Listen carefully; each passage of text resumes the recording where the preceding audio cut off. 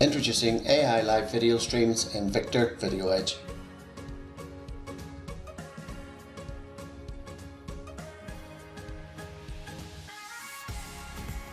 Log in to Tyco AI.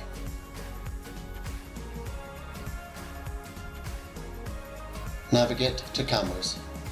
Click Add a new camera icon. Enter camera name, IP address, username and password. Click Finish to continue. The Insight camera has been successfully added. Navigate to Settings. Move the slider bar to set RTSP streaming to on. Click on the Save icon. Log in to the VideoEdge recorder. Select Add a new device icon to add the Tyco AI server. Select Additional Settings.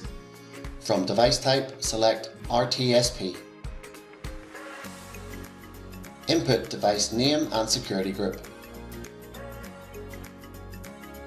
Enter the RTSP URL as shown on the screen. Select Save. The AI server has now been added to VideoEdge as an RTSP device. Tyco AI overlays can now be viewed in Victor VideoEdge.